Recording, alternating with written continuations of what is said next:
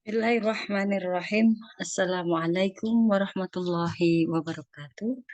Bertemu dengan saya, dengan Dr. Maisar MA untuk mata kuliah pendekatan dalam studi Islam, Prodi Ekonomi Syariah Universitas Muhammadiyah Yogyakarta.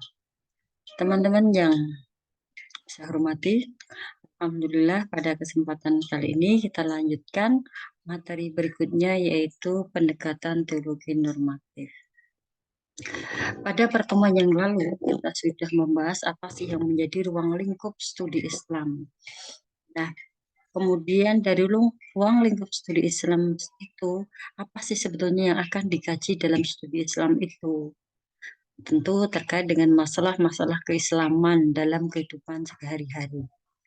Nah, untuk memahami ajaran Islam itu, atau memahami perilaku penganut, maka perlu ada beberapa pendekatan. Ya, selama ini agama, jadi namanya agama Islam itu tidak hanya sekedar disampaikan dalam bentuk khutbah, dakwah, atau bentuk lambang kesalehan umat manusia saja. Bagaimana agama itu memberikan solusi secara efektif dalam memecahkan persoalan problem yang muncul. Nah, untuk Islam sebagai solusi, ajaran Islam sebagai solusi, maka perlu untuk memahami ajaran Islam itu dengan beberapa pendekatan. Apa sih sebenarnya pendekatan itu? Pendekatan atau juga disebut dengan point of view atau paradigma, bisa juga dengan perspektif, yaitu pendekatan itu cara memandang dan menjelaskan gejala atau peristiwa. Nah, terkait dengan pendekatan ini masih debatable, artinya masih diperdebatkan. Setidaknya ada yang berpendapat bahwa pendekatan itu diartikan secara harfiahnya dipandang, dihampiri. Apa yang dihampiri? Apa yang dipandang? Yaitu memandang fenomena. Kalau dipandang dengan berarti itu artinya adalah paradigma. Yang kedua adalah yang disebut dengan pendekatan itu pendekatan berarti disiplin ilmu. Kita lanjutkan. Nah, sekarang apa sih yang dimaksud dengan pendekatan dalam studi Islam? Kalau teman-teman baca buku karangan dari Profesor Abu Dinata yang dinyatakan dengan pendekatan itu cara pandang atau paradigma dalam memahami agama. Ketika memahami paradigma atau cara pandang dalam memahami agama itu pakai ilmu tertentu. Ada juga yang berpendapat bahwa pendekatan studi Islam itu adalah suatu upaya memahami Islam dan mengkaji Islam secara integral dan menyeluruh. Jadi teman-teman semuanya, dengan adanya memahami Islam dengan pendekatan ini, maka kita dapat memahami ajaran Islam itu secara integral atau menyeluruh dan tidak secara parsial. Konsekuensinya nanti kalau kita memahami ajaran Islam dengan secara parsial, maka akan eh, bisa saja antara satu dengan yang lainnya itu akan berbeda pendapat.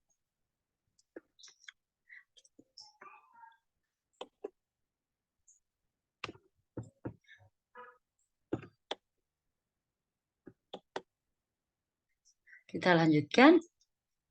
Nah, macam-macam metode ya, macam-macam metode eh, pendekatan dalam macam-macam pendekatan dalam memahami studi Islam itu ada beragam. Ada pendekatan teologis normatif, ada pendekatan antropologis, ada pendekatan sosiologis, dan ada pendekatan fisiologis. Ketika memahami ajaran Islam, memahami Islam itu pakai ilmu tertentu tadi dengan menggunakan pendekatannya antropologis, sosiologis, fisiologis, teologis, normatif. Ketika memahami ajaran, memahami tentang Islam dengan berbagai pendekatan tersebut, maka impact-nya akan dapat dirasakan oleh para pengikutnya. Namun dalam kesempatan kali ini teman-teman saya akan menyampaikan macam-macam salah satunya eh, pendekatan teologis normatif.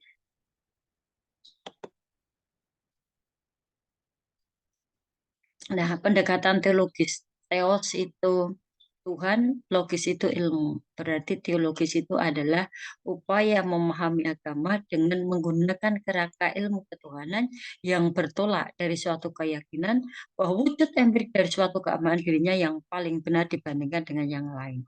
Karena ini terkait dengan suatu agama, maka otomatis seseorang yang beragama ketika memahami suatu agama dengan pakai kacamata, dengan perspektif teologis ini menganggap bahwa dirinya lah keyakinannya lah itu yang paling benar dan yang lain tidak. Itu teologis. Tentu semua bentuk pendekatan dalam memahami Islam itu mempunyai kelebihan dan kelemahan masing-masing. Termasuklah tadi eh, pemahaman memahami ajaran Islam dengan pendekatan teologi. Artinya adalah bahwa yang memahami ajaran Islam, karena ini ada kalanya yang memahami itu adalah pemeluk agama Islam itu sendiri. Ada juga yang memahami tadi kan teologi, ilmu ketuhanan. Ada juga yang dia bukan beragama Islam, tapi mengkaji, mempelajari tentang Islam. Itulah yang disebut dengan ilmu Islamolog. Orang yang mengkaji tentang keislaman. Jadi dia beragama eh, bukan Islam tapi mengkaji tentang Islam, bukan mengkaji teksnya tapi mengkaji tentang apa yang dipraktekkan Islam yang dipraktekkan oleh umatnya. Nah, karakteristik pemikiran dari teologis ini teman-teman semuanya, yang pertama adalah loyalitas terhadap kelompok. Tentu ya, kalau suatu penelitian eh, suatu teks gitu diteliti, dilakukan seseorang memahami, kemudian pemahamannya berdasarkan pendekatan teologi, maka dia akan loyal, akan fanatik terhadap keyakinan yang dia anutnya. Kemudian saling menyalahkan gitu. Saling menyalahkan artinya eh, bahwa dirinya lah pendapatnya yang benar. Kemudian eksklusivisme tertutup dan tidak adanya dialogis. Nah, kenapa ini dikatakan pendekatan teologi, teologi tentang ketuhanan? Apakah dalam lintasan sejarah Islam pernah? Pernah, yaitu kalau dalam Islam itu teologi itu disebut dengan ilmu kalam. Di ilmu kalam itu membicarakan tentang Tuhan. Kafir mengafirkan adanya sekte ya, ketika terjadinya perang ya, ketika perang antara Ali bin Abi Thalib dengan Muawiyah bin Abi Sufyan, perang Jamal gitu ya. Perang Jamal dilanjutkan dengan Siffin, kemudian dilanjutkan dengan adanya Tahkim. Itu kemudian memunculkanlah sekte atau aliran-aliran dalam Islam yang itu saling kafir mengkafirkan. Misalnya Syiah. Syiah itu adalah kelompok Ali yang mendukung Ali. Kemudian ada Khawarij. Khawarij itu adalah orang yang keluar dari kelompoknya Ali. Karena apa yang dilakukan oleh Ali bin Abi Thalib ketika menerima tahkim itu adalah kafir. Wa man lam yahkum bima anzalallah faulaika humul kafirun. Itulah pendekatan teologis tadi, loyal. Tapi karena Khawarij itu adalah orang yang keluar dari kelompok Ali, tidak loyal. Tapi yang loyal siapa? Yang loyal adalah Syiah. Saling menyalahkan, iya. Saling menyalahkannya bahwa dirinya pendapatnya yang paling benar dan tidak teologis. Itu karakteristik pemikiran teologis. Nah, ada pendekatan teologis normatif. Pendekatan teologis normatif itu memahami Islam dengan sudut pandang dari aspek ajarannya yang pokok dari Tuhan, belum bercampur dengan pemikiran manusia. Nah, kita sering misalnya berbicara tentang masalah riba dengan pendekatan normatif. Berbicara tentang riba, pendekatannya normatif adalah kacamata yang kita kaji. Kita berbicara tentang riba, tapi legal formalnya, rujukannya yang diteliti adalah ayat-ayat Al-Quran dan hadis. Itu menggunakan pendekatan normatif. Bukan berbicara terkait dengan kenapa orang itu mempraktikkan riba. Kenapa sih faktornya apa? Nanti pendekatannya bisa sosiologis, bisa antropologis. Nah, karena pendekatannya tadi logis normatif yang itu berpangku, bertotal, titik tolaknya adalah Tuhan, maka pasti benar adanya. Nah, itu teman-teman semuanya terkait dengan pendekatan teologis normatif bahwa ajaran Islam atau Islam dalam memahami Islam maka dilakukan dengan beberapa pendekatan. Salah satunya dalam kesempatan kali ini adalah tentang pendekatan teologi normatif. Nah, kelebihannya ya karena tadi loyal gitu kan, loyalitas, maka eh, cenderung adanya komitmen dari pengikutnya. Itu yang dapat saya sampaikan. Mohon maaf atas segala kekurangan.